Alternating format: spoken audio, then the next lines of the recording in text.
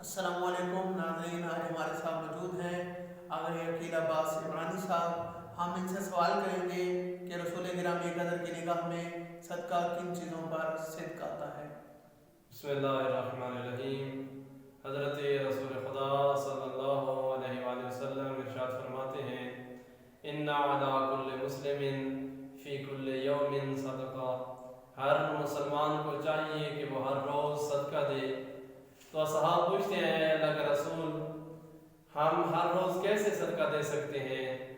تو اللہ کے رسول نے ارشاد فرمایا، تم فقط یہی سمجھتے ہو کہ اگر بندہ کسی کی مالی مدد کر دے تو یہ صدقہ ہے، بلکہ اگر کوئی بندہ اذیت میں ہو اور آپ اس کی اذیت برطرف کرتے ہیں تو یہ بھی صدقہ میں شمار ہوتا ہے۔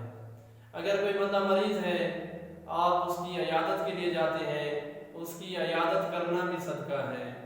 امر بالمعروف اور نہی عن المنکر کرنا بھی صدقہ میں شمار ہوتا ہے۔ تو رسول خدا فرماتے ہیں، اگر آپ پر کسی نے سلام کیا ہے اور آپ اس کے سلام کا جواب دیتے ہیں تو یہ بھی صدقہ میں شمار ہوتا ہے۔ ناظرین، قبلہ صاحب بہت سا انداز میں گفتگو فرما رہے تھے۔ اللہ تعالیٰ سے